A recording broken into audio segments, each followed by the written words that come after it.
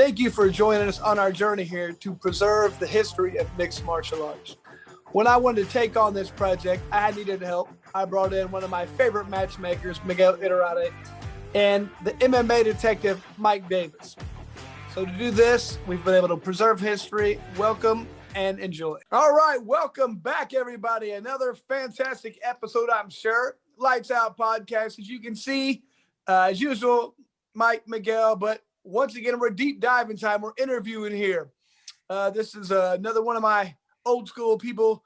Ryan Bow fought a lot over in Japan. Same time, same place as where I got my start. So Miguel, Mike, come help me out with this a little bit, man. Tell a little background. Let's ask some questions. Well, Ryan definitely, here's a guy. When you look at the modern UFC, and I got to work with Roxanne Modafferi and her story, and I think her story is one of the great stories, in MMA, where a young girl moves to Japan, to learn about fighting and stuff. And really, Ryan, there should be an asterisk there because Ryan on the male side did it a lot earlier, fighting in the 90s and stuff. And I think that in and of itself makes him a pioneer. He's a really unique individual. And at the time was one of the top technical guys around and really carried a good flag for everybody there. So I'm glad to have Ryan Bow here. Mike, I know you've been doing the research. Ryan, I'm going to let you take it away. You moved to Japan at 17. How did that come about? Was that emails? Was that, you just took off? Did your parents send you what they did? Tell us the whole story. Man, I wasn't even involved in the fighting industry then. I was 17 years old. I went to Japan to study abroad, actually. For 6 months. Really? For 6 months. I was That's cool. Yeah, study the language. I was doing judo. Wait, Ryan. Right. What year is this? This is 1997. So Okay. wait, let me ask one question. So like Chris and I, like when we go to school, like in high school, they'd have all of our books, but like when the bell rang, we would stay in the same room. So you changed rooms when the bell rang, I'm assuming. Changed countries. Oh. Yeah. So It wasn't in a romper room. So the Japan culture got you early. You want to go over there like anime and all that stuff. Fighting not involved. Like, is that like what was the angle? No, I was doing judo, man. I was doing judo. I went over and got my black belt from the Kodokan. Okay. So judo was your in there. My background, and that's the reason I wanted to go over there. And then, I was like, okay, I'm over here, man, and I fell in love with the culture. And I was like, I'm not going to college. I don't want to go to college. I just want to fight. And that's really where it started. I decided to stay in Japan, and I walked into a SHOOTO gym and I said, how do I sign up? That's So, cool. yeah, like I always wondered because I knew you moved at the age of 17 to Japan, and I was figuring, well, why Japan? Why not Brazil? Miguel brings up Roxanne Modafferi. Roxanne, that's my first question to her. You got a choice. Why not Brazil? But you chose Japan because you were studying abroad, and you walked into the Shudo gym. Now, did you stay at the Shudo house? Because in Japan, from what I gather, and correct me if I'm wrong, the Shudo people all kind of lived together. Am I correct? That they did not. That was pancrase. So like a lot of times, I know we'll get into it later, but where It was pancrase. and people were coming over, they were treated as young boys and they stayed at the pancrase gym. Whereas Shuto was different, Okay. man. It was just like signing up for I was pretty much on my own. I lived in what was called then a gaijin house. It was just a cheap house for foreigners. I was sleeping on the floor, waiting tables, and trying to make it happen. That's cool. Like, wow. So which of the Shudo gym? Like, who was the first Shudo guy you laid your eyes on? Like, is it like Asahi or some one of the legends from back then? It was Kawaguchi Kenji. You guys would probably know him because Eric Paulson eventually beat him and took his light heavyweight championship. Okay. So definitely. Okay. Yeah. So I trained at Shooting Gym Yokohama initially. Mm-hmm. Now, so how does that come? So now, I was just gonna ask you. So you're in Japan. You're starting to get, you do judo. Yeah. Like the judo people would probably want to guide you. Like, how does it? Like everybody. Like I know, for example, in boxing, if you're in boxing in Japan, you're in boxing. You know what I mean? They don't let you do MMA. Yeah. They don't let you do anything like that. The sumos also. It's a world of their own. How do you let the judo people let you go? Like, were you really Was there any transition there or permission or any of the Japan nonsense, you know? I was a nobody when it came to judo. I mean, I earned my black belt, but I wasn't, you know, this is well before Yoshida Dojo. These are well before all the Olympians got into Pride and whatnot. So judo was judo. They were doing their thing, but fighting or MMA, it was just a completely different thing that they didn't really cross, if you know what I mean. So what belt were you before you moved there in judo? I was brown belt. I had done it growing up. You were pretty high level then. Okay. Yeah. Okay. All right. So the Shudo founder, Satoru Sayama, did you have many dealings with him? I had none. My coach, my first coach, Kawaguchi-san, he trained under Sayama. He was one of Sayama's original students. So he was a pro wrestler too then? I don't know if he got into the pro wrestling, and I honestly don't think he did much pro wrestling. He was just focused on Shuto. It was all just meat and potatoes training, fighting. Okay. So was this a gym dedicated to Shudo, or did they have fighters in other organizations? No, you couldn't do that back then. So wild. Right? So you had official Shuto gyms, right? And Shuto's an established organization with an amateur ranking system. You need to work your way up to the amateurs. Then you have what's called the Zen Nihon tournament, the All Japan tournament. You have to place in the top 3 just to turn pro. You couldn't just decide to be pro. You had to be one of the top 3 in the country. And then on into the pro ranking. So Shuto was an established organization back starting in the 1980s, like I'd say the mid 80s. Okay, so when you were there, it was Shudo. The big 3 were Shudo, Pancrase, and Pride, obviously. Pride hadn't even been started yet. It hadn't been started yet? Yeah, no. Pride came around, wasn't it like 2000, I think? I think it was over. I remember when I started going there in 1999, it was there, but it was brand new. But it was like different because those were all heavyweights pretty much. There was no little guys, but yeah, I remember Pride was there, but it was still brand new in 99. Pride 1 was October 1997 for the record. Oh, Jesus. Okay, But so they didn't put on a lot of fights. So but Shudo definitely looked down, you know, their nose at that. You know, they definitely held back at the experience. So at some point did they have the conversation with you, because you got to be a pretty, you know, good name for Shudo in terms of, you know, the guy Jin and a good record and stuff. They put you in with frontline guys like Mishima and Gomi and stuff early.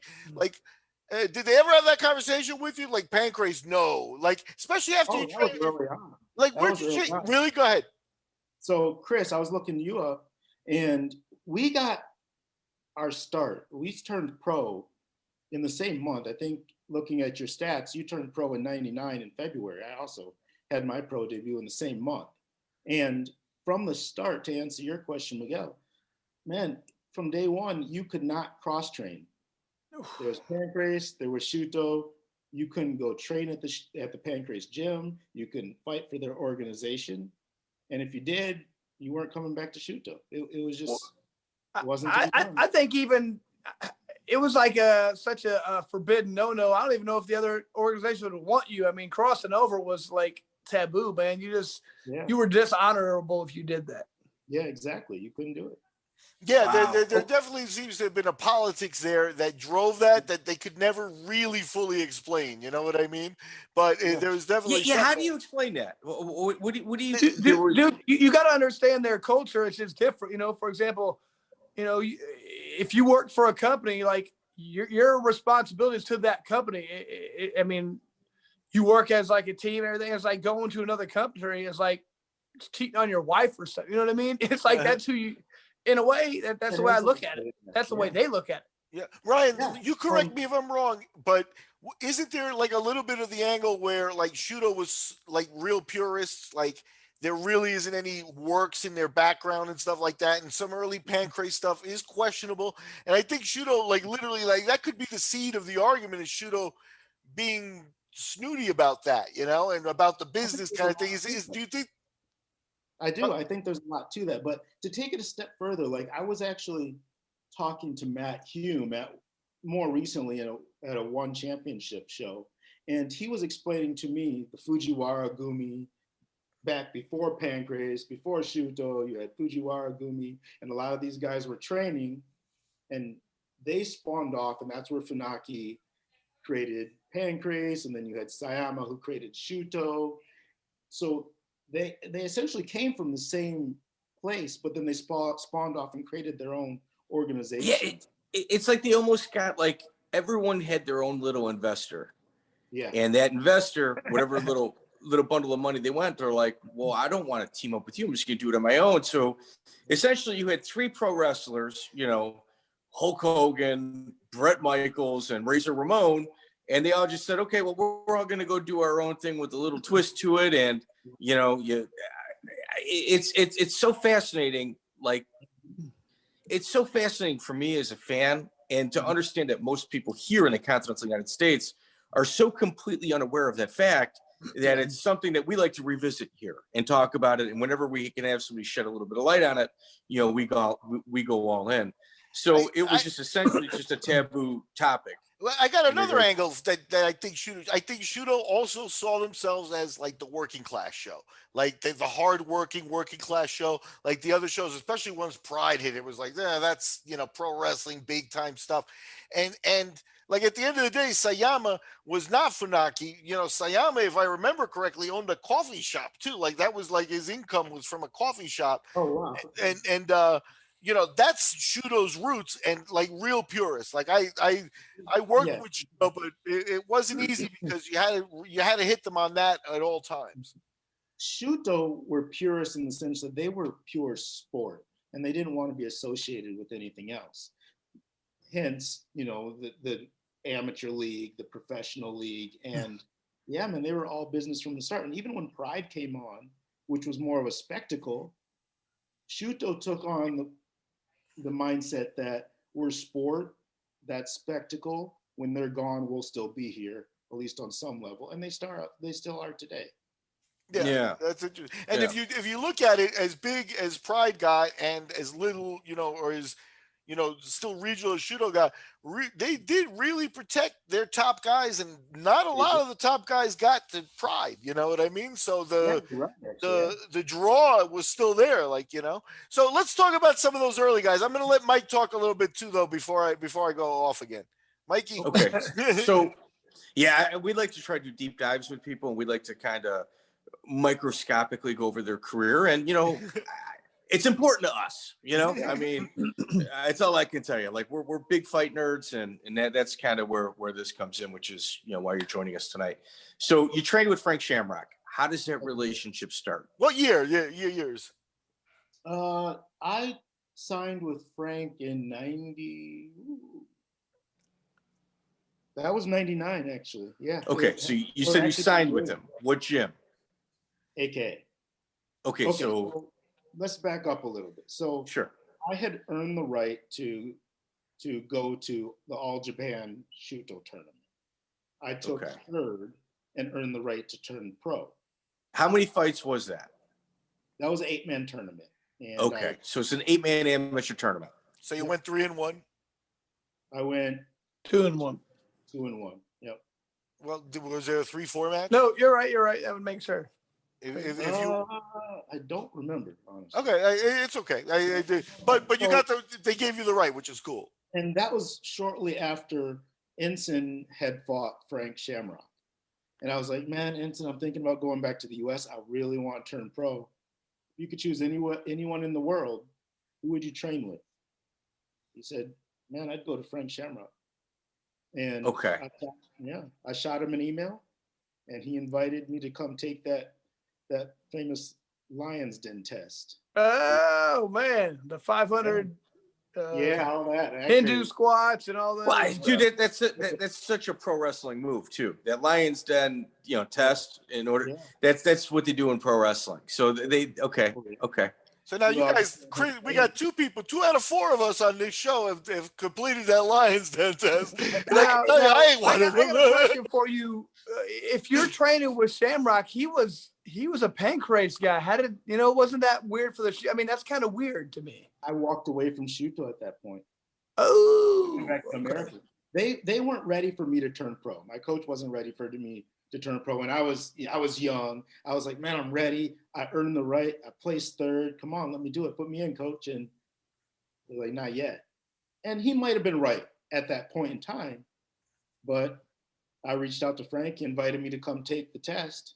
I passed, and a couple months later, I was fighting in Hawaii. Okay. So now you organized something fantastic there because you went back to Shudo. Now that's almost like, you know, like you maybe all across the line that not a lot of people got back to, and you fought for them afterwards, right? So how'd you manage that? Just by being a nice guy, I bet. I think that, you know, I probably had some leniency on their part because I was Gaijin or I was foreigner. But to take the step forward, when I fought in Hawaii, it was 8-man tournament, SuperBrawl 11, right? And Shooto sent their own athlete over. And if my memory serves me correctly, their athlete got knocked out in the first round. Right? Gotcha. Their established professional got lost in the first round. I went on to win the entire tournament. So I don't really, you know what I mean? I kind of earned the right to turn pro in Shooto at the same time. Awesome. You think they would maybe we should send that guy over as one of our pros? That would have done a lot. I mean, you know what I mean? Maybe they said we messed up there. Yeah. Well, so how much time total were you in Japan? 13 years. Wow. How long did it take before you learned the language? I had a foundation, you know, studying over there for 6 months, but man, it's an ongoing process, man. I'm still learning. It took me 4 or 5 years to become fluent. That long, huh? I saw a comedian, maybe Ryan can confirm this, that said something that the Japanese, they think different. So it's like, if I'm telling you a story, I'll be like, a store, a lot of hats, I stole. Like that's the way, you know, it's like, so it's like they save like the verb to the end, you know, it's like I stole a lot of hats today, you know, so it's like they think different. So how do you adjust to that, Ryan? Well, I mean, like, I'm in Costa Rica right now. I don't speak a word of Spanish. I just learned how to say hola the other day. But what I noticed is it feels like, at least with Spanish and English, they're very close and they think similar. Mm-hmm. That's not the case with Japanese. That's not the case. So yeah, you have to learn the thought process. The way of thinking is just completely different there. And that was a hurdle in itself. Body language, everything. Body language. You know, they laugh when they're nervous. It's like I ask for directions, they don't understand me. They laugh. It's like, why are you laughing in my face? You know, it's not like that. They're just up. They're like, oh, I'm so sorry, I can't help you. It's weird. But anyway, go, Mike. Okay, so was Bob Cook at AK at that time? Yes, Bob and I were on the team. So I passed the test, and then Bob and I were on the team. He wasn't the coach yet. We were both team members. He was Crazy Bob Cook, who fought Pele. Crazy Bob Cook, yeah. Hey, so who else was in that room training wise? At some point, yeah, I think so. I threatened him with a rematch a few times. Bob's good people, man. Yeah, he was on the team. It was me, him, Charles Taylor. There was a guy named Roland. I don't think he's fighting anymore, but man, that was before Bobby Southworth. That was before Mike Swick. That was before, you know, like that other wave of guys. Second wave, yeah. Like, hey, let me ask you a question. When you were with Frank, like, that's around the time where he had, I forget what they call it, the Alliance, I think it was called, it was Frank and Maurice Smith. Did you get to spend time with Maurice, or was that like post that? When they came over to Japan, I was backstage with Maurice and Frank, and then there was Kosaka as well, who I went on to eventually start training with when I went back to Japan. Yeah. Okay. So go ahead, Mike. Okay, Miguel, I got to get through this, dude. I you know what it is, Ryan? I'm just gonna be honest with you.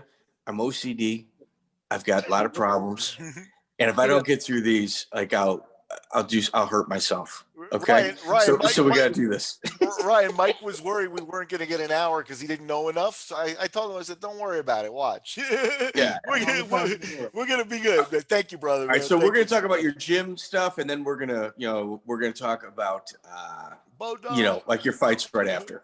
Okay, so you trained with them. So who were your main training partners that went on to bigger shows at AKA while you were there?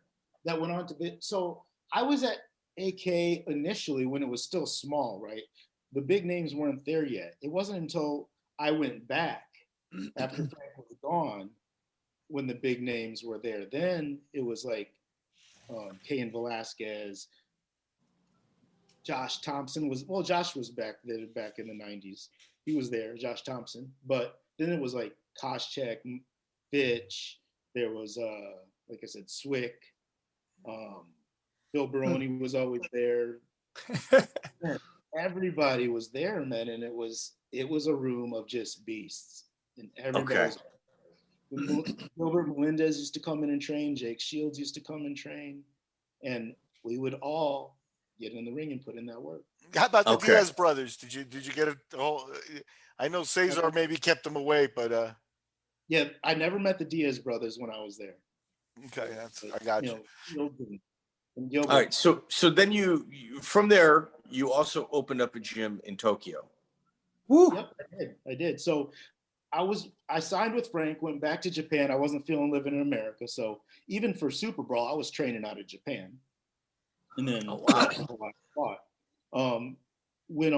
fought freelance in Japan for a long time, so I wasn't really tied to an organization, even though I was fighting for Shooto. But then, yeah, I did open a gym there. What was that like, opening up a business in Tokyo? The process of opening a business itself is simple, but I didn't go and have like a brick and mortar school. I had a partnership with Gold's Gym there, and I taught out of Gold's Gym.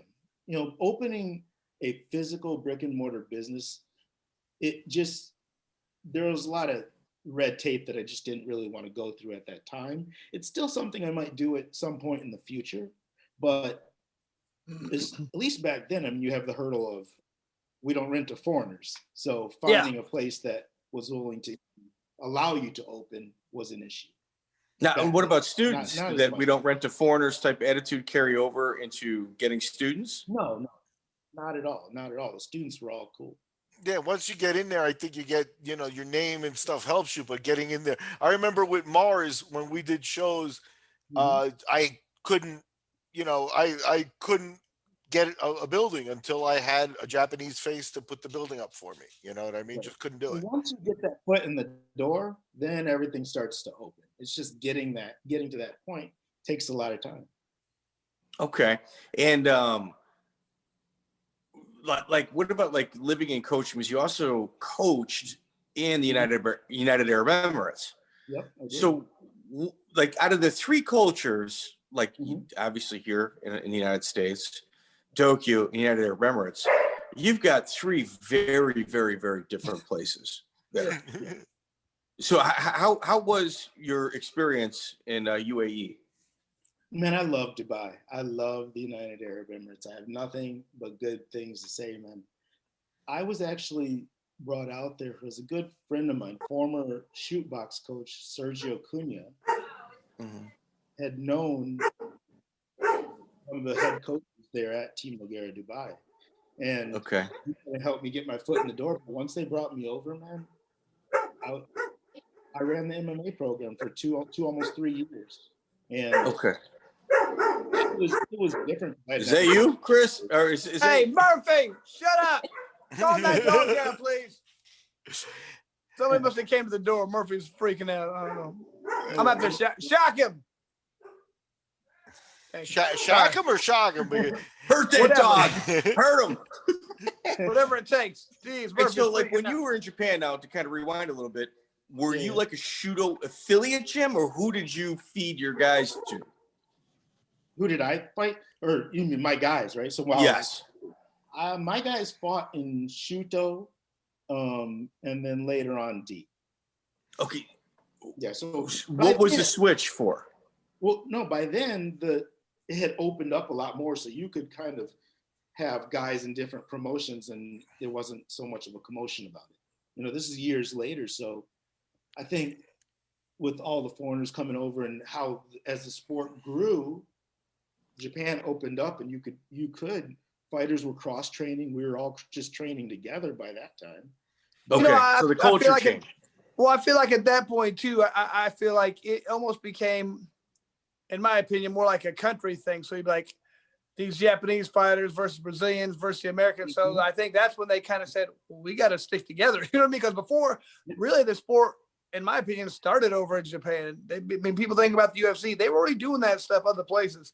It wasn't just, people think that's where mixed martial art developed because you had a karate guy versus a sumo. They were already doing all the cross training in Japan for years before that. So The UFC really didn't come up with that. Japan did. But then once that started getting good, and like the Brazilians are going to America, I think Japan started going, hey, we got to stick together. And now we're a Japanese representative, not a Shooto or a Pancrase. Do you think that's correct at all? I think it's 100% correct. I mean, in the early days, even in the 90s, it was MMA. We weren't doing just boxing or just kickboxing. It was MMA from day one.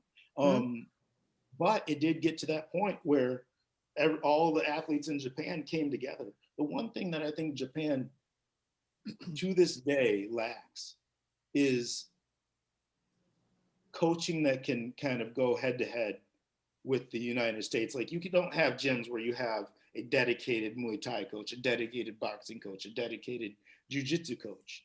And because we didn't have these things, you just had everybody come together at Kosaka, Tsuyoshi's place, and we had one big room, we just all trained together. I might fight that guy over there in a few months, but today we're yeah, that's amazing. So how is the culture in the United Arab Emirates in regards to like the fight culture as compared to like here or Japan?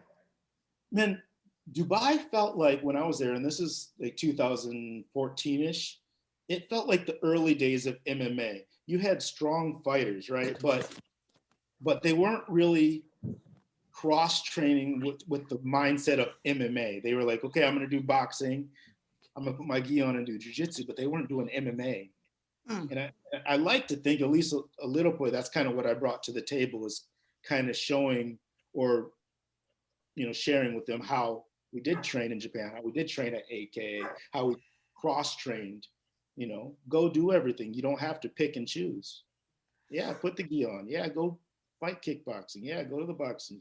So it was in the beginning stages. The fight culture hadn't really developed in the Arab world yet. As far as the cross-training, it was like you have a big gym with some of the best in the world, best kickboxers, jiu-jitsu, all that in the same building, but they weren't cross-training from the mindset of an MMA fight. Let me ask you a question. Just to take it back, you mentioned Enson Inoue and having a relationship with him back in '99. Just so happens, right around that time in '99 is when he had his Abu Dhabi super fight with Mario Sperry. Were you involved in any of that training? What do you remember of that? No, I wasn't. Enson he was champion. He was the generation before me, so to speak, right? So he was French generation. Enson is someone I went to early in my career. I took a seminar with him, right? He taught me, I learned some jiu-jitsu, and then I just knew him because our paths crossed. And then I want to say in like 2002, he ended up hiring me to coach along Kid Yamamoto, the late Kid Yamamoto. Oh my God. They opened Purebred Tokyo, and Kid and I ran the place for a while. Wow. That's okay. What was it like dealing with Kid? Man, talk about explosive power for a 65-kilo fighter, man. Especially back then, he just had that it factor, and he was good. He was really, really good. He didn't know how to train lightly. When he trained, man, he put it on you, and man, he was good. But he was good people too. You know what I mean? Like, yeah, man. It was just me and him, because when we started the gym, it was just us training. There was nobody else there. We just had our students, but they weren't fighters. All right, so I got a question. Chris, we've always talked about, like, if there was one fight at 135 that it never came to fruition, but it should have. It was Kid Yamamoto and Miguel Torres. And that would have been badass. Yeah. The one time that fight could have come together, the SHOOTO Americas people were offering Miguel like $500 flat to fly to Japan to fight Kid Yamamoto, and he couldn't have a corner with him. And Miguel's like, well, I'm making like 15 grand every single time I fight here. So why don't you offer him 500 and have him come here, and I could fight him for what it is I'm supposed to get. And the fight never took place, but I interviewed Miguel in regards to that, and it's one of those fights I really wish would have taken. That would have been a good one. I want to see that one myself. Yeah. Yamamoto was definitely one of those guys that definitely was a legend, especially during his hot run before, he took a couple of losses. You're talking about a special guy there. And that's what Shooto had a lot of that. And I remember him being from Enson's Purebred gym. I still have a purple Purebred shirt in the other room, actually, that I bought over there. Yeah. Ryan, I have a question here. I used to be over there with Japan, and like we were talking about with Pancrase, they had more of a system where, like you said, the fighters lived there. I went and stayed there for a while and lived in Yokohama and stayed at the gym. And, the young boys would have to cook my food, do all this stuff. Did you guys ever think of that model was weird? Did you think it was different? I mean, did you guys ever think of Epstein Island? What kind of young boys cooking? Back off, Mike. Not today. Not today. We're not going there. Comes from the pro wrestling. Yeah, no, it's well known, but Shooto, it's not something that anyone really brought up unless we were doing like gashiku, which is like a summer camp. Okay. And then, we'd all be in the same gym. We'd all sleep on the mats. We'd all train. We'd cook at the gym, and we would essentially train, but we weren't living in the gym. Nobody did. Yeah, like that. I think as a general assessment too, Mike, I think Shooto had a lot of heart, and there was none of that they were short, but they were short some resources compared to some of the other bigger players over there. And if you're going to have a house, you got to have somebody helping the funding too. So, the coffee shop may not have been everything, that they needed there, but they definitely. Let's talk about some of those early days, because when you're in Shooto, now you're talking about 99, and you're talking about a lightweight division that, some of those guys in their heyday, yourself, one of them, I put in there with some of the guys today. It hasn't advanced all that much. You guys were operating at a high level. Let me ask you the first name, Rumina Sato. What are the thoughts on this guy? Because to me, you're talking about, that first guy who was pound for pound the best on the planet. Yeah. Rumina and then later in Mach, those two guys at the same time were the Shooto bad boys. Shooto was banking on those two guys, and they were bringing the Brazilians over, they were bringing Americans over, they were bringing Canadians over, and they were smashing everybody. And Lumina, specifically for the 155-pound weight classes, I think it was 69 kilos back then, he was their guy, right? And they wanted to give him that belt.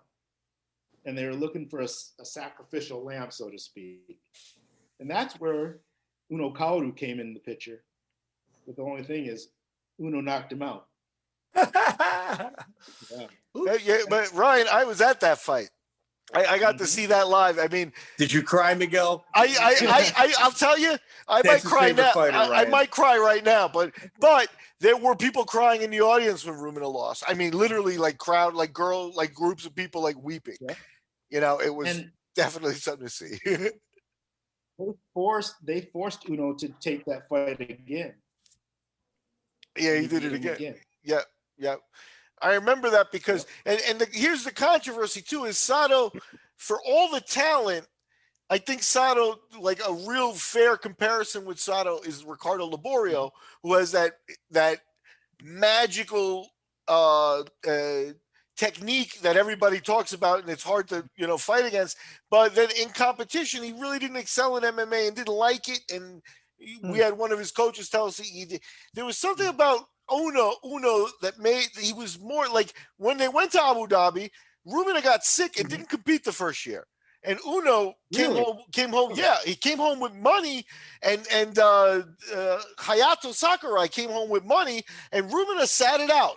Came back the next year after he felt it out and actually got beat, I believe, either by Vitor Ribeiro or by one of the Brazilians that was there to really, was ready to hold him down and stuff like that.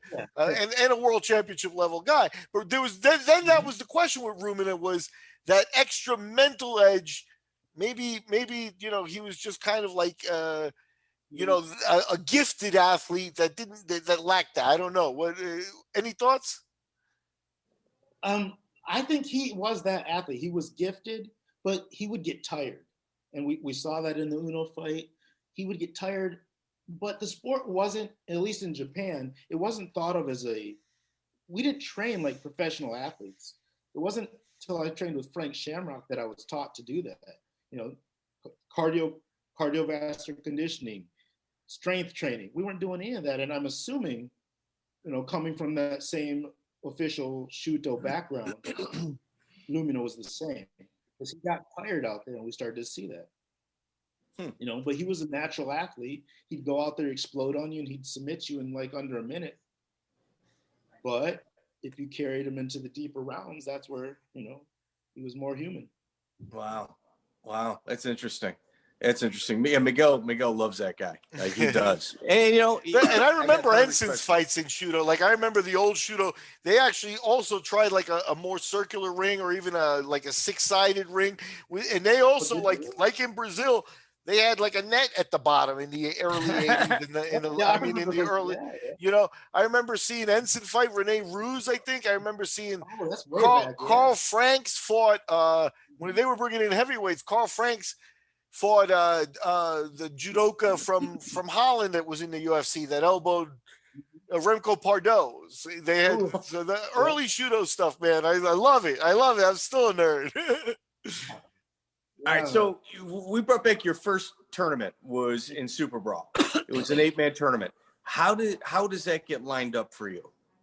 Frank did it all. I couldn't hack it in San Jose.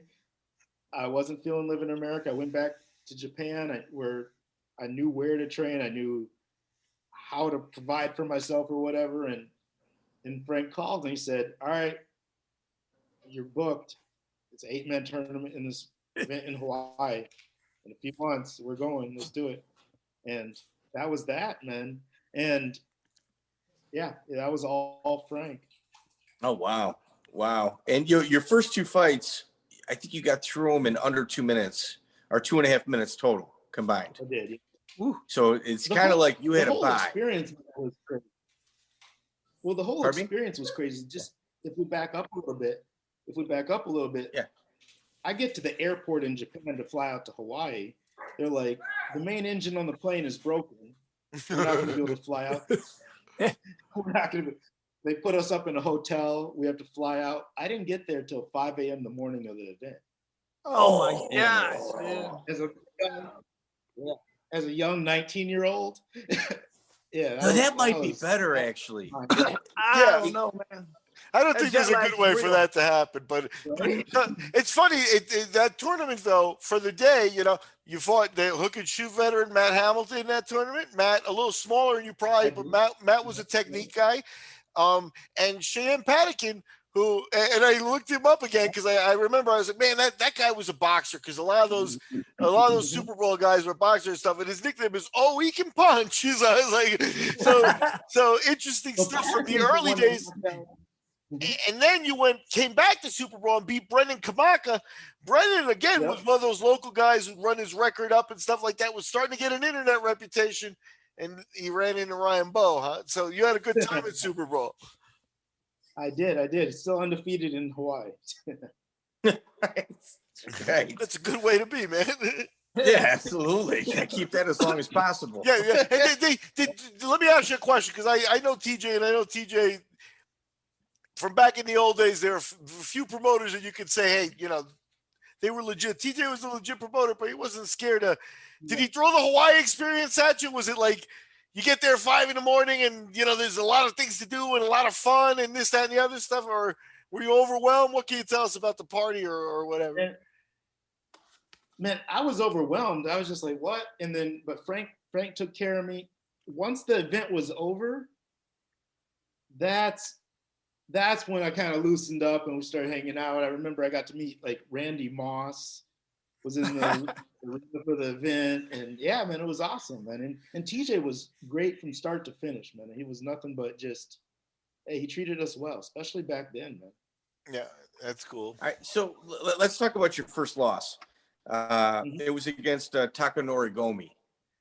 Yeah. So actually, how does that fight come together, and what was your experience? What did you take away from that experience? Now, Mike, let me flag Ryan just 1 second. Mike, this might be one of those home UDs. I don't remember the fight, but this might be one of those home UDs because Gomi won a UD 3 rounds, and you never know on these. Ryan, what do you think? Did you beat Takanori, Gomi? I did. No. Gomi, man, that's a tough guy. And you know what? Believe it or not, I got the fight because I asked for it. Because we came up in the same amateur league, amateur Shooto. I fought him as an amateur, and I had got injured before the fight. And in my young mind, I was like, man, if I wasn't injured that fight, I smoked that guy. And I called Shooto up. We were both undefeated at the time as professionals. I was like 6-0. He was probably 6-0. And I asked for the fight. And man, can that guy punch? That guy punch. That's what I remember.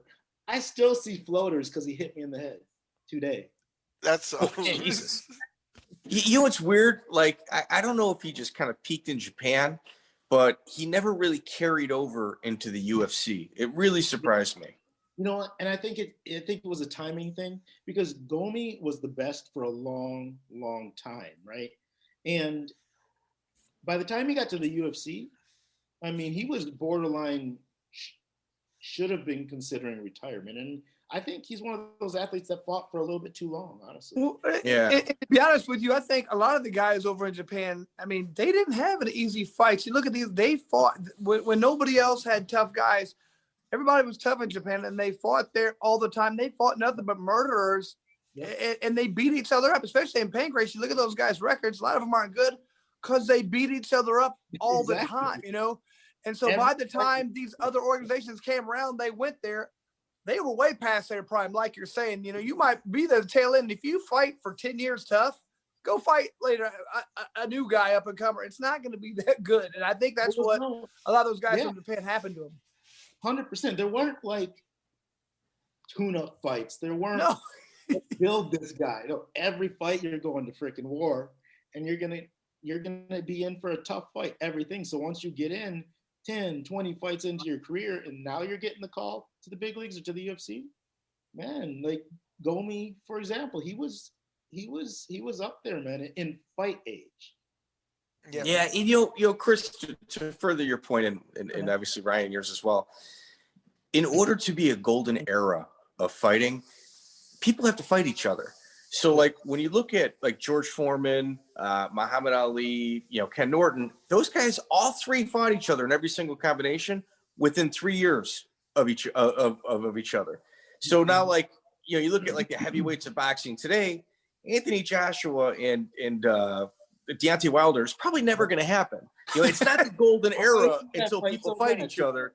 And that's what made Japan special. Like, you got, like, with pride, you know, the circus acts, like, you got, like, your little run-through fights. You kind of show off people, you know, for a potential super fight later on. But you always fought tough. Japan, you got to win in Japan. It's legit. Yeah, there were no easy fights. And, you know, to take that a step further, back in Shooto, like, the early days of the 155-pound class, Shooto, in my opinion, had the best fighters in the world. It wasn't the UFC. Without a doubt. Yes. Initially. Yeah. I mean, that's where Sato comes from to me, you know. And before him, you had Noboru Asahi. That was my guy. You know what I mean? With the broken nose and stuff, but the standing on the – oh, man, that was awesome stuff, you know. But let's take it back here. So you take the loss to Gomi. You go to the UD. Now, Gomi goes on to beat Sato, too. Yeah, and he continued there. His first loss was to Joachim Hansen down the line, another great, you know, another that guy was a monster. That's somebody that unfortunately will never get his just due. I'll tell you, Joachim Hansen I can tell you this. I signed him. He fought for me. And his second round fight in a tournament that we had spread out was going to be Eve Edwards. And Shooto and not Shooto, Pride invoked their contract and said, "Oh, there's this one clause here that says that we have to give you permission, and if you want out and don't need permission," they gave him permission for the first round fight against the nobody. When I asked for Eve Edwards, they said, "Let's do this clause. We need $1 million in cash." They asked me for $1 million. Cash or check? I'll tell you this. Joachim Hansen is an interesting guy because I know he drives a chemical truck too. He was working class guys, but his parents had $1 million in the bank. They thought about it. they sat there and said, we're not going to let them hang this over our head. And they actually they said, we're going to pay it. And we went back and forth. I mean, it doesn't make sense career-wise, so it didn't happen. But yeah, they at any rate, that's a long story. Now you, after loss to Gomi, fought Tony Didolf. Now I did. I sent Tony to that fight. So give me your perspective. That's cool. Tell me though. I mean, Tony's a tough guy. He was on Shooto's radar because he had scored a nice win he fought Mishima and stuff. So he's a guy that tell us your perspectives. Was he sold as a bounce back fight or what's the deal? I didn't know who Tony was.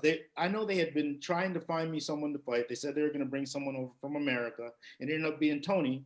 And I knew Matt Hume was cornering him.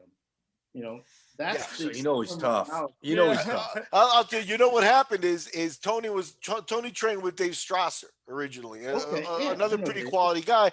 But Dave's a guy that sometimes the personality, he likes things his own way. And Tony asked me for help, and I sent him to Hume on 5 days' notice.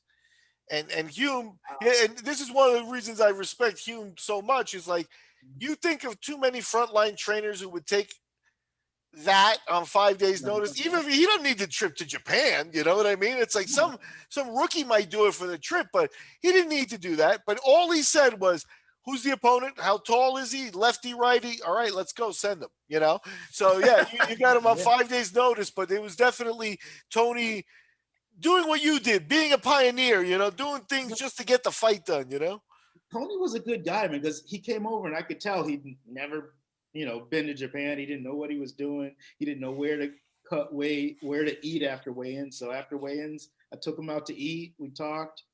Nice. We fought, and then we watched the rest of the show together. He was a good guy, man. That's cool. That's cool. Were you the one telling me he's a Marine now, or he became a Marine? He went on. He got in touch with me years after the fight. He said he was a Navy SEAL. And I looked him up online. Yeah. He went on to be a Navy SEAL, I believe. Yeah, I'll tell you what. There's a guy, again, interesting days in the 90s, I mean, it's like we got a couple of guys here, and it's like, but hey, call you up, fly halfway around the world for a fist fight for money that you probably are going to spend in country over there. And these guys are like, yeah, sign me up. You know what I mean? Yeah. It's incredible stuff. Of course. All right. So your second loss, Mishima. Yeah. I fought him in Shooto. Man, that dude was tough. I used to love watching video of him back in the day. He was, man. You know what? I wasn't doing jiu-jitsu back then, and he put it on me, man. He got me down. And I couldn't get off the bottom. I mean, and that's pretty much the fight. He took me down once. I got back up, and I had it in my head that I was going to kick him in the head. He was getting knocked out, and that was just going to be it. He shot on me, took me down, mounted me. I was able to get out. It was a competitive fight. It went to a judge's decision. But man, that guy was really tough on the ground. Don't you hate it when they don't follow your game plan? Like, come on, man, how does all work out? Like, stand up, let's fight. All right, so you also fought Nick Aguilar in Bodog. I did. I think so. Tough guy.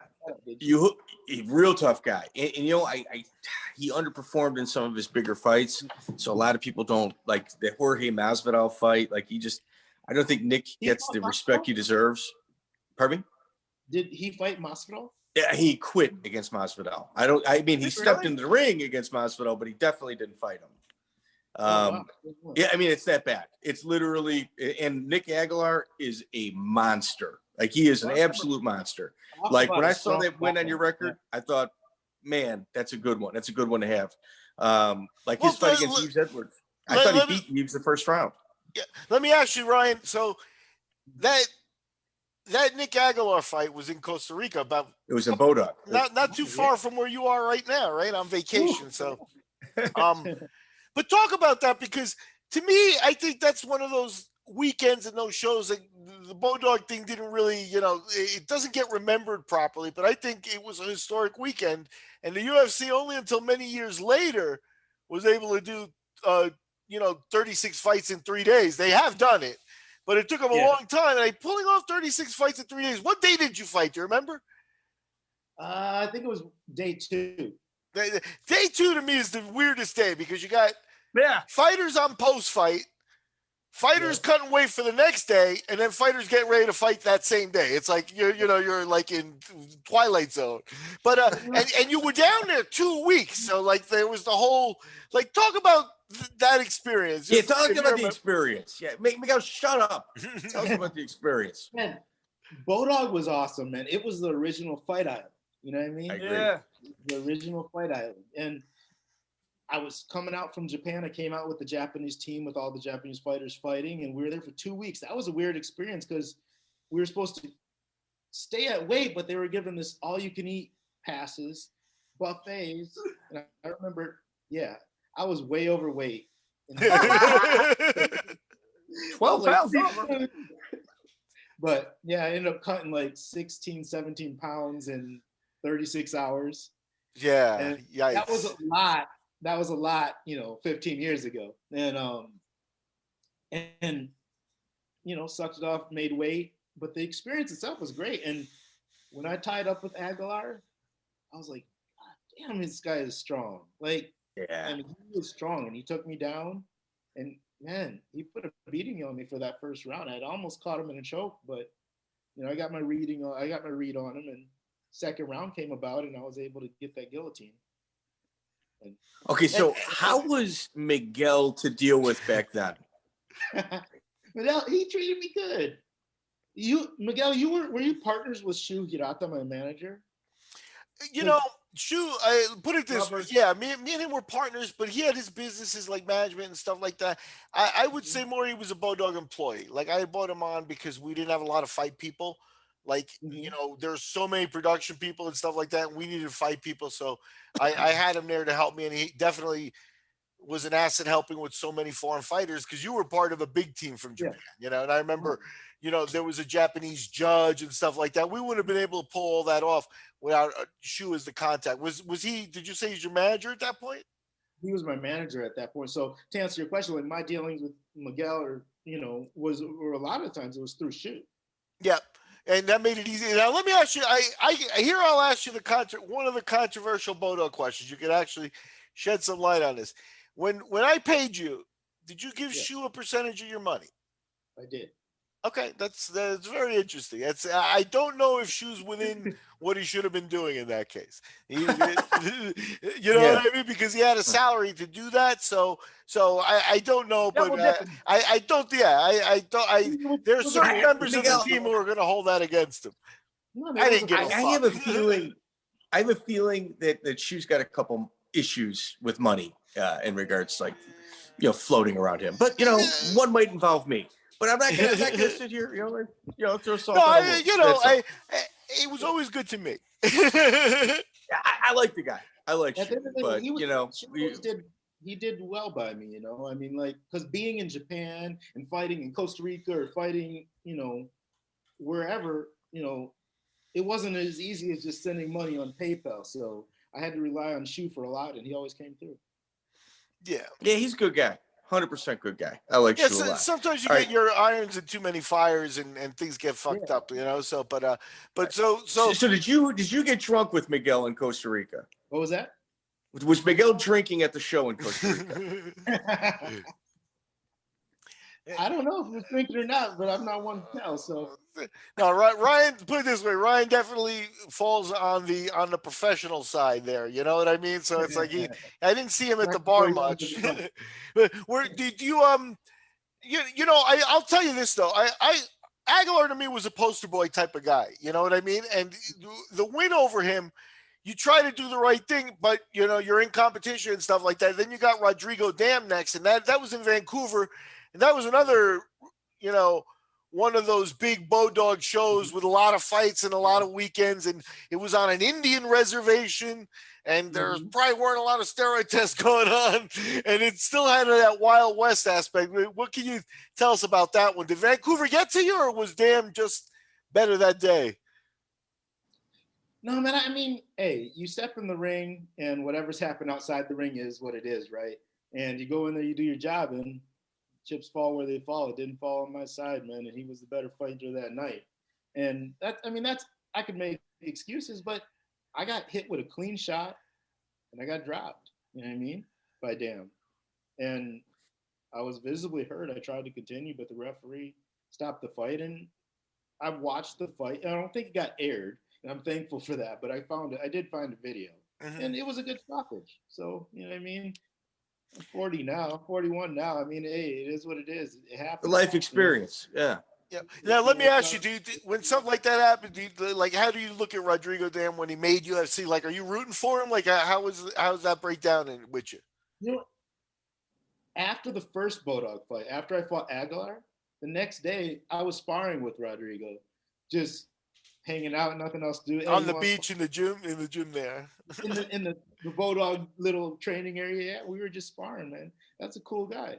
So I liked it. It was nothing perfect. It was nothing personal, but he beat me fair and square.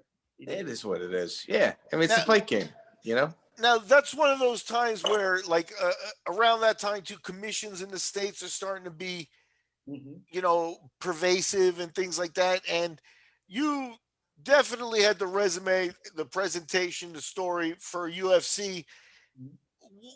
Tell people what happened there, because it has to do with, you know, medical. So go ahead. Yeah, you had 2 canceled bouts. One with Jens Pulver.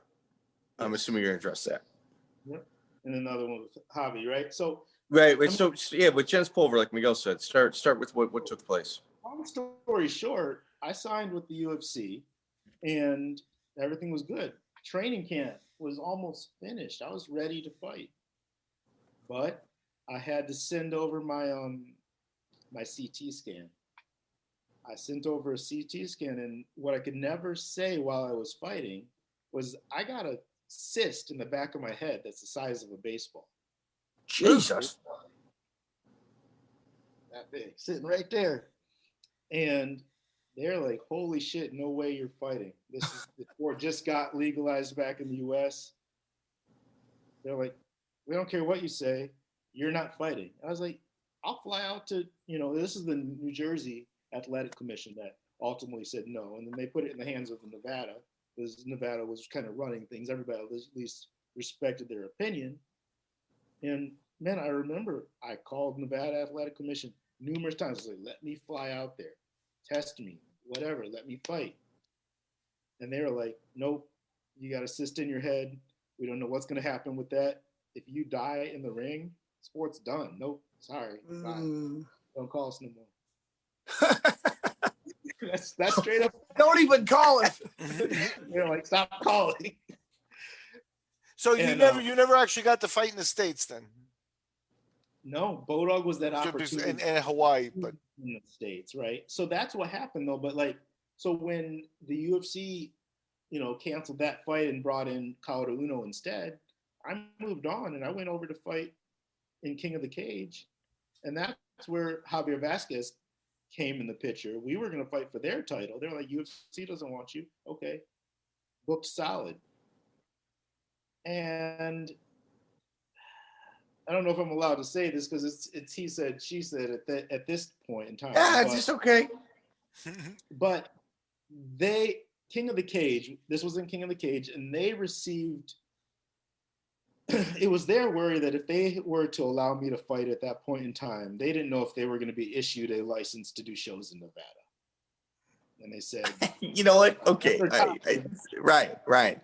Hey, Chris, this is one of them investigations that we like to do. So Antonio McKee, we interviewed him a while ago, and he was, my thing is, why does Bellator even exist? It should be King of the Cage. I mean, was it that big of a ball drop? And Antonio McKee insinuated, he didn't even insinuate, he flat out said that all the sponsors that King of the Cage got was from the UFC, and the UFC allowed them to have those sponsors as long as they played ball the way they wanted them to play ball. And if they didn't play ball, they get their sponsorship cut off. You see where I'm going with this. So the UFC may have called the King of the Cage and asked them, man, you use that guy, this guy dies, the sport's over. Yeah. Wow. That's the way it was explained. Not even that. It wasn't the UFC who called, it was the commission. You see how it works? So that way there's complete deniability. The commission's just doing their job. You know what you should have done? You know what you should have done, Ryan? You should have found that bald guy that like would open the cage door up for them. You should have paid him a visit, man.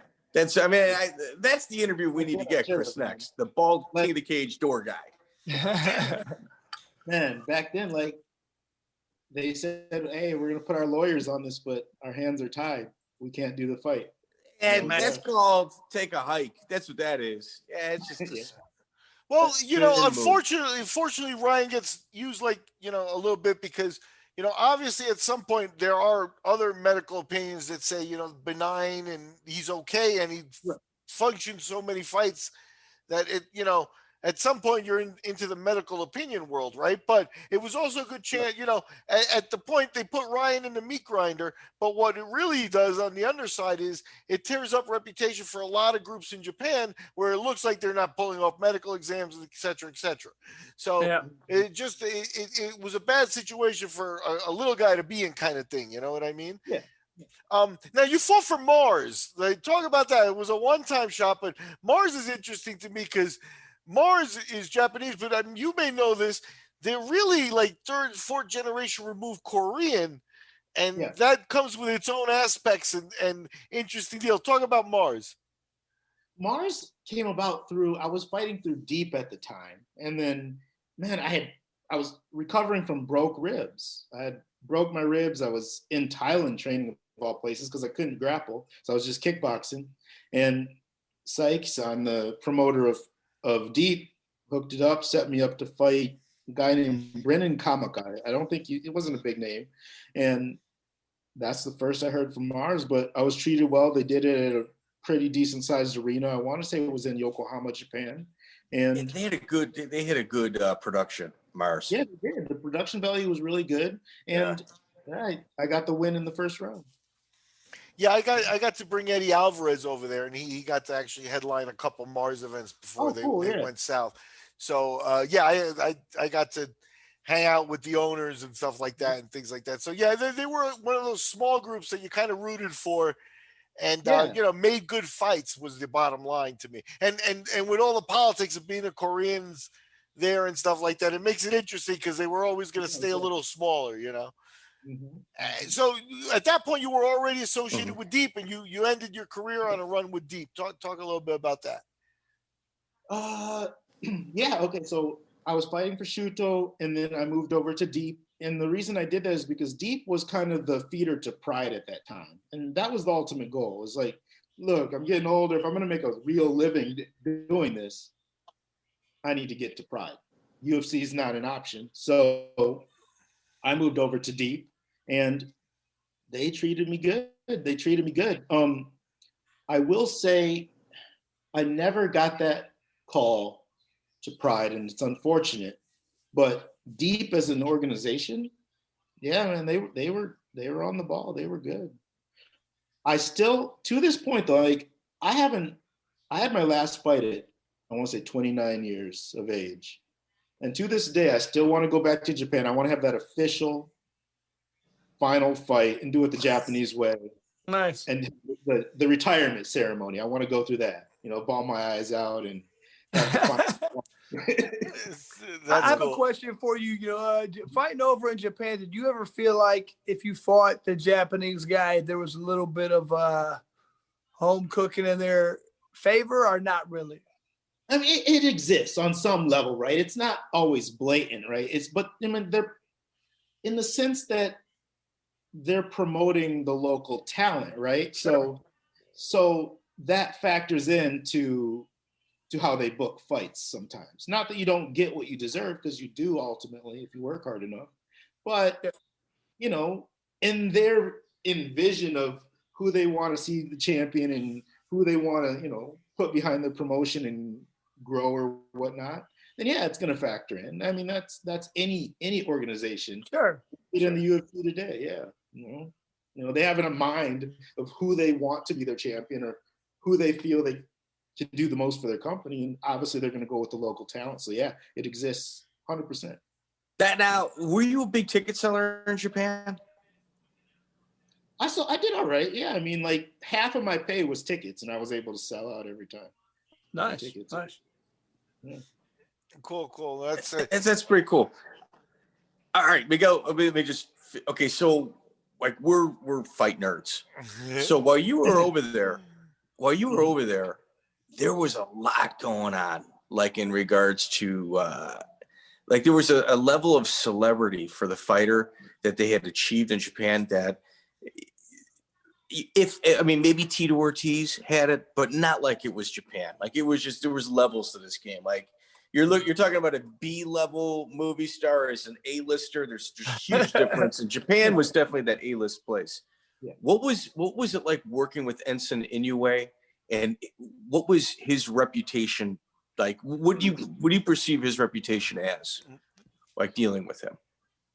Enson is, man, like he's done a lot for my career and he's helped a lot, right? Enson's kind of like that guy he's got a lot of pull with the Yakuza or the underworld, and he's on good terms with the organizations as well. And he's kind of that go-between, if you will. That's good. And he does it well. And man, and I'll tell you what, that's talent, man. When Japan said, you know what, your visa's canceled, get out, which happened, and they was like, you gotta get on a plane, you gotta leave. Enson found a way for me to come back. I said,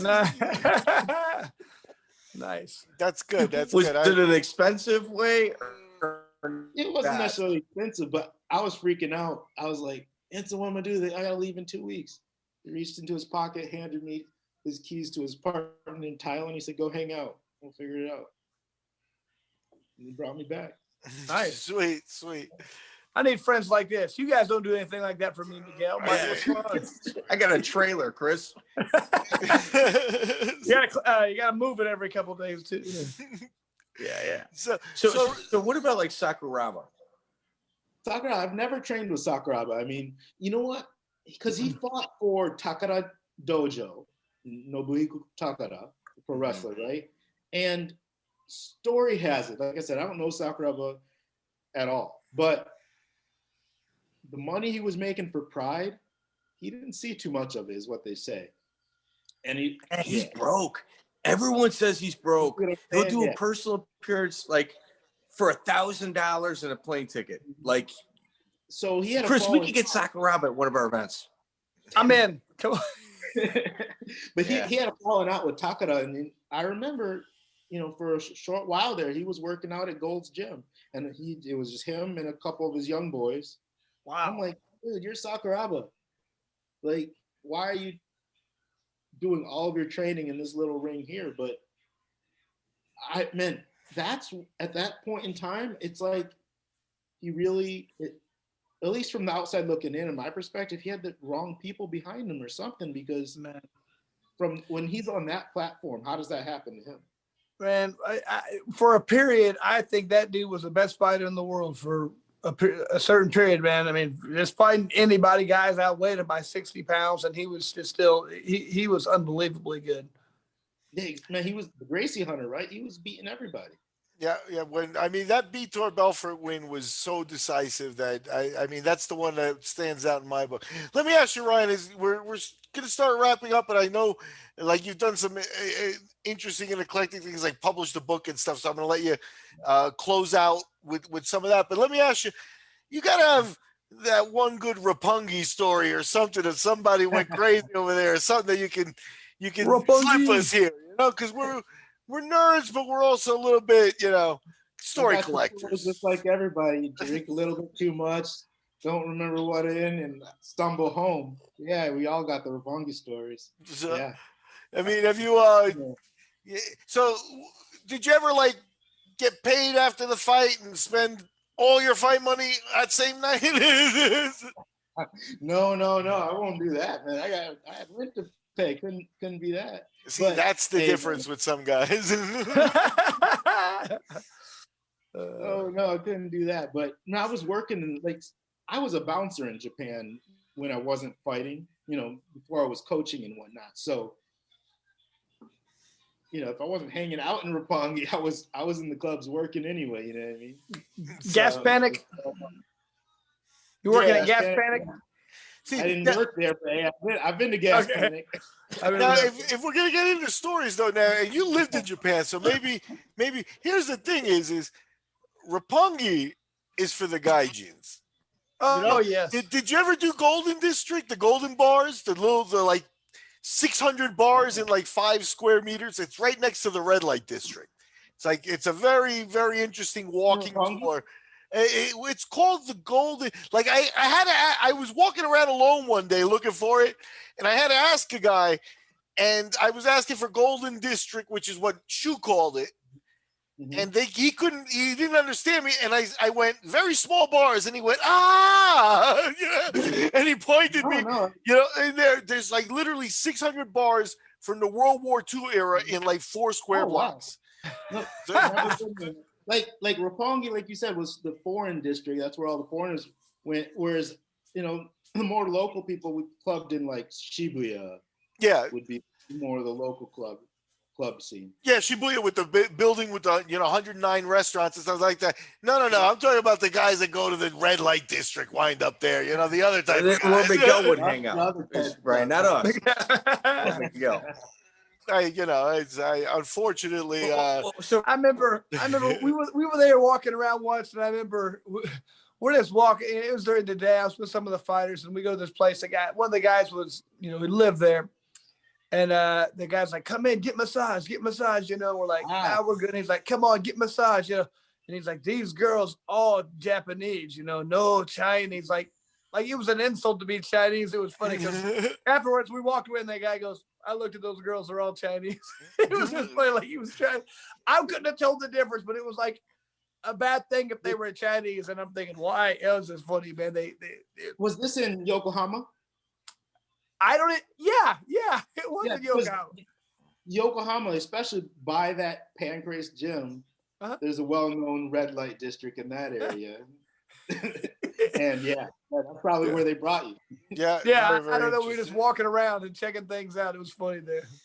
Yeah, no, it's always interesting. All right, so Ryan, were you in Japan when Pride fell? I was at Pride Gym. When you heard the news that they closed the deal, the UFC had bought them out, and the workers had lost their jobs. I was there right when that happened at Pride Gym. What was the feel? People had to expect it from all the news reports that were coming out at that time. I was fighting for Bodog at the time. I want to say, no, that's not true. Anyway, I had come back. I was at the Pride Gym because I was going to start running my own, I called it Kaminai Dojo, my own club out of that once I had downsized it. And I remember the worker, her name was Iria-san, she came to me and she said, it's finalized, we're closing. UFC just bought us out. Now, they were treated well. They gave them like a year's pay or something like that. Nice. So they weren't upset about it, from that perspective. It's not like they just got fired and then they were out, but it kind of happened fast from there, Well, was it really unexpected though? I mean, with all the news reports, like they got hammered. And what happened was that everybody knew that Pride had Yakuza involvement. Oh yeah. Right. Everybody knows that. But it's one thing to know it, and it's one thing for it to be public. So when it became public, weird. Fuji Television is like NBC in Japan. When it became public, Fuji TV, they cut ties with Pride. So they lost their major sponsor. Yeah. And that's when UFC stepped in and bought them out because of that. Okay, so Ryan, everybody knew what was going on there. I mean, we're here in the United States, really pre-internet for what it was. And even we knew what was happening there with the Yakuza. So what was the tipping point for it to finally come public? Like it wasn't like it was a secret. I couldn't pinpoint to one thing. Well, because it wasn't, Yakuza, it's not illegal to be Yakuza in Japan. Like, Yakuza is involved in every level of Japanese society in one way, shape, or form, right? So, and MMA to this day is still heavily at least influenced on some level by the Yakuza. I don't know the one thing that outside of that deal with Fuji TV that went sour, that really was why it happened. What made it go public, right? Yeah, it was like one reporter. I mean, it was every news person in the entire country knew about it, but only one reporter, I don't know, finally got the green light to publish something that was obviously a bad secret. There was one announcer that committed suicide supposedly, and then it spiraled down from there. And I don't know. I mean, you hear things, but I don't know. And even in the Japanese media, it was like that, Ryan. In the Japanese media, there wasn't like a lot of facts or details. But they wouldn't put that in the media, no. Okay, see, I mean, Mike, let me see if Ryan can back me up, because I've always had this thought. Like, if the Yakuza were to deal with Pride, this is how you might see it. You might pay $2 extra on your ticket because they force you to take a pad for your seat. And you put the little pad down, and you've paid $2 for this pad. You put the little pad down, and you sit your little butt down, and then at the end of the day, you return it, and all that money goes to the Yakuza. Like it's like that delicate, like interesting, And at that level, you return the pad. Yeah, and that way they reuse it. Nothing happens, and you've paid. It's something like that. Whereas it's supposed to be transparent and affect as little as possible. Most people aren't going to care about the extra $2. The et cetera, but it's like that. And then now they've traditionally always paid for it. So what the fuck, So it's like, is that a decent example? I mean, some gyms are owned by Yakuza, Well, here, Ryan. All right, so break this down. So, Chris, what I was told by Shu Hirata, is that some of the more popular fighters in Japanese get those pachinko gambling machines, but they have it like as like an ode to the fighter, and the fighter gets a certain percentage of what that machine makes. Are you familiar with that? This is the first I've heard of it. No, I don't know anything about it. All right, we're gonna have Shu on eventually. That's it. If you ever want to play pachinko, Justin Wisniewski. I don't know if you remember the name Justin Wisniewski. Justin Wisniewski had the pachinko, like he kept flooding him with money, and then he can't. Well, it's funny. You get like a ticket, and then you got to go like around the block to cash it. The like backyard. It's like one of those deals. Like it's like, but he was like he had the catch, man. Like Wisniewski's the guy to take with you. He's good. He knew how to play it. It's instinct, There's a like he caught what it is, To me, I thought I never played. Flying around, man. I don't get it. I never played. Did you ever play it, Ryan?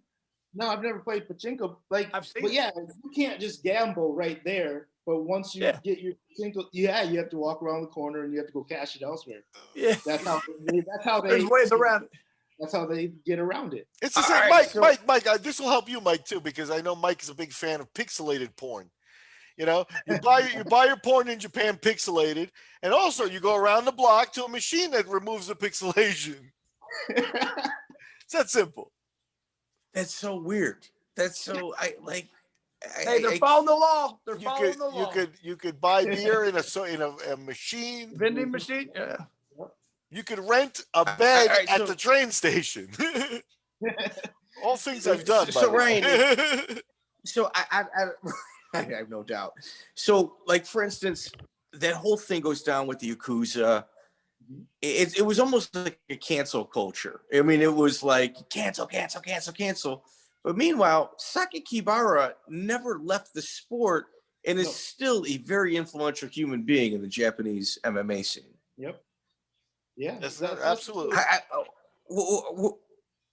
You, as somebody that has lived there for years, help me understand that.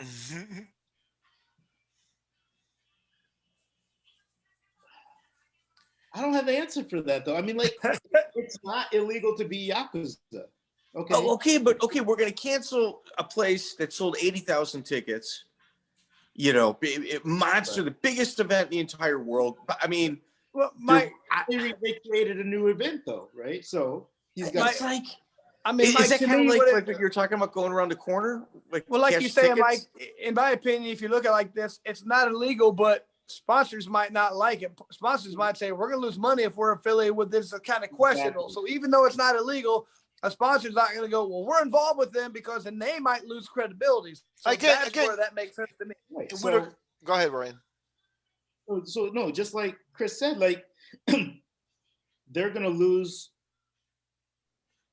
They could lose a lot, so they're going to cut ties with the company. Yeah, but that doesn't stop Sakakibara from forming a new company using his connections. How many people went to jail for that Pride stuff? No one. Oh, no clue. No clue. Zero. No clue. Zero. From what I understand. It wasn't illegal. Well, it's funny. I mean, here, just look at it. I remembered a little fact in all of this stuff because we mentioned that Shooto was funded basically by the owner of a coffee shop was the president, right? And Pancrase, the main sponsor, was the owner of a store, I believe, called Don Quixote in Japan, which, if you know Don Quixote, it's like a Walmart type of store or something, an equivalent that way. So it was a wealthy guy, but again, you've got a one sponsor, you know, if he doesn't want to see the fight, you're not going to see the fight kind of thing, you know? And then you've got the Yakuza, and you can see the difference in the shows, I think. It was a huge difference. Yeah, there's no 60,000 seat Pancrase shows. Even when Shooto did the Shooto Japan stuff, they didn't get to that level. And, you know, at a certain point in that culture, you know, they may argue with you that they lost TV and they lost their whole gig. That's their punishment, man. Why jail? They didn't kill anybody. Well, okay, so we know. Well, I guess what would they have gone to jail for? I don't. Well, it would have to be. They were accused. Well, as Americans, they get accused of everything. Everything is, oh my God, it's so bad, it's so bad. So it's like, let's just destroy this huge company where a lot of people are making money out of, including the fighters and people's families. We're just gonna, well, you know, they're all mobbed up, so we're gonna cancel them. Go form another company, and everybody is gonna follow you over there. And you're gonna get this American company to come and buy you guys out with useless contracts for a whole bunch of money that they're never going to recoup. It's like, I don't get, if they broke the law, charge somebody criminally. But if they haven't broken the law, what are you doing? You know, why are you going to destroy a whole company like that? But like you were saying at the beginning of this interview, the thought process is much different, and it includes the language as it does with us, which, you know, we have a cultural difference at that point. I can't figure it out. And I honestly don't know the answer to it. I don't know what laws they may or may not have broken. It would have no one went to jail. It would have to be some type of tax evasion, right? That they weren't declaring the books properly. That's the easy path. For example, right? Well, you have Ishii Kancho from K1, right? You guys remember K1? Mm-hmm. He went to tax evasion. Okay. You know, okay, and I could tell you this, like Nogueira, when he won the Pride belt, this is an interesting story. He actually left. He took the belt and he left a duffel bag with $250,000 in cash in the cab.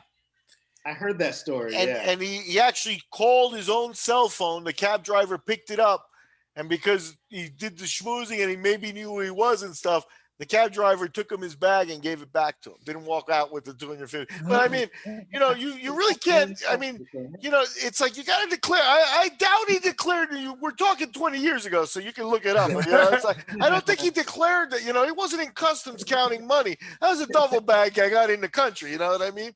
So paid in cash like that. With cash like that going around, it's like it's hard to think that the books were completely on the up and up. However, if I was the UFC, the first thing I do is like, all right, look, we're buying you, but, you know, show me your books. I got to see your books or else we're not making a deal. So then, you know, now we're in deal land. I don't know. But Ryan, when was the last time you did go to Japan? When was the last time you were there? I was there a year ago. I go every year. I'd be there right now if it wasn't shut down because of Corona. So yeah, I was there last year. I go back to train and Do you like the New Year's party over there? I do, man. Hey, Japan is home. I go every New Year, every Christmas. I'm usually in Japan. And how do you think, how are the New Year's Eve fight shows doing after Pride? Like what are you noticing over there and stuff? I was at the last one, the one where Rampage came back over. Fedor was there. You know what? The entrances felt like Pride. Lenny was doing the entrances. The entrances. Lenny Hart. Like oh wow. Yeah, man. That's She's the amazing, best. right? That's the best. But the quality of the fights just aren't the same. It's not Pride anymore, you know? Yeah. So Ryan, did you ever watch Butterbean fight over there? I remember when he fought Genki Sudo, yeah. I would have went to that. I definitely would have went to that.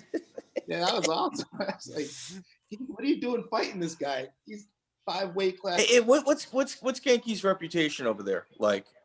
Man, Genki, a super creative grappler. I trained with him for a couple of years. I mean, Olympian, right? Yeah. I don't think he went to the Olympics because he I think he was on the Olympic ladder. Was he? He was on the Olympic ladder for wrestling.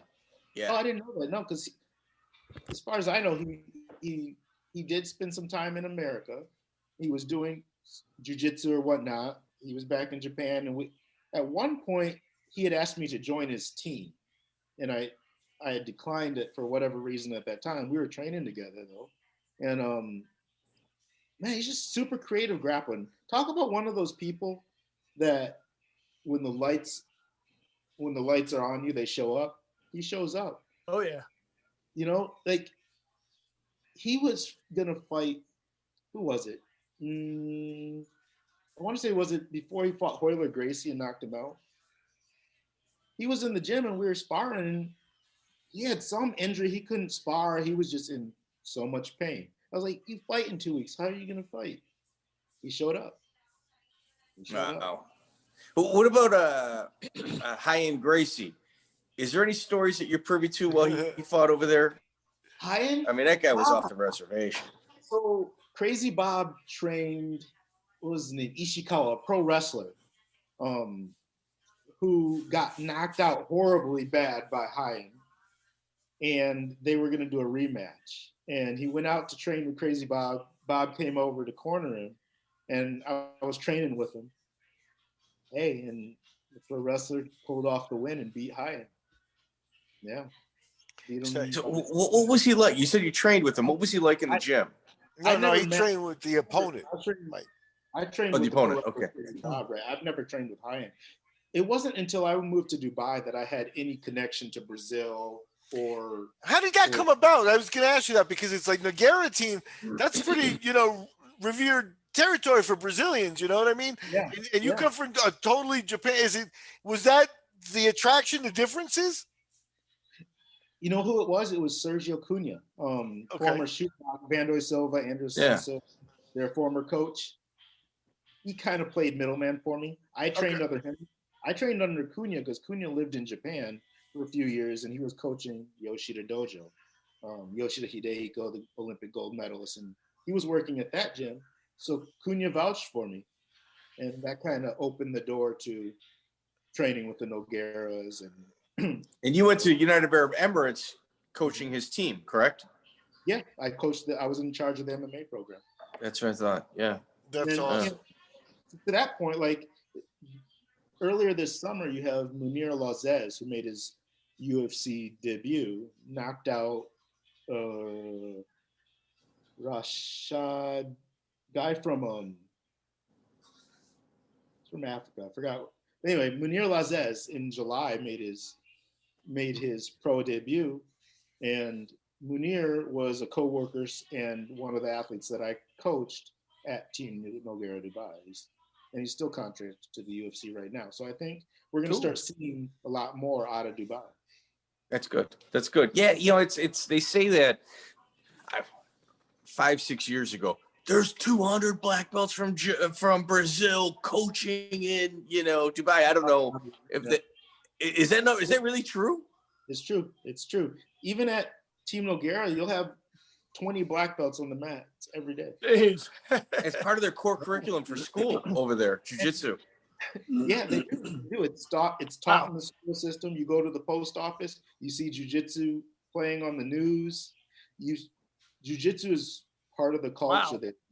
And they bring over the best. Buchecha, High-End Gracie, Caol, Davy Ramos, the Brazilian world champions, Leo Vieira, and coaches. They brought them all. Every week they got Cyborg's there right now. I think Leo Vera is the guy that beat Rumina Sato. If now that you mention it, I think back in the Abu Dhabi tournament. Yep. And then when you look, and when you mention back in, it's the places there's money there, but there is that passion for fights. You know what I mean? Because I remember in 99, 98 when we went there. And we had black belts with us, that were competing. Leo Santos is one, Renzo Gracie, all Ryan Gracie competed. All these guys competing in there. And when you got there, their team was a guy named like Alexander Zofko, Sasha Zofko. And when Mark Kerr saw Zofko, he was like, you know how many Olympic gold medal wrestler from Russia, the best Russian wrestler of the last 10 years was there as a coach. You know what I mean? So it's like that's a tradition with them. If you have it, spend it. They do buy the best, and that's good. And it's hats off to you. You do deserve to be on that list of quality technique teachers, because I can tell you from the very beginning, your reputation was always that, man. That it was a sport, and that you were a guy who was a pioneer. So, man, thank you. That's cool, man. It's cool that 25 years you make me sound good, man. I knew what I was talking about. Anything else as we wrap up? Why don't you close out with your book? Because I know you wrote a book. I think that there's a little dab of his life story. I think we're talking. If you're a fan, this is one you can sink your teeth into. Talk a little bit about your book, and we'll close with that. And anything else you want to say? All right, I came out with a book in 2013. It's called Tunnel Visions: Memoirs of a Mixed Martial Arts Champion. You can find it on Amazon, and it basically is it was my chance to finally go out and tell my story, from start to finish, not just what happened with the UFC, but just kind of speak openly to all those things that I had to hold my tongue for so long. And as a matter of fact, I'm actually in the process right now of adapting that book into a screenplay, and nice. I've met a few producers, and we're in the process of shopping that around Hollywood right now. So that's the current project I'm working on. Good.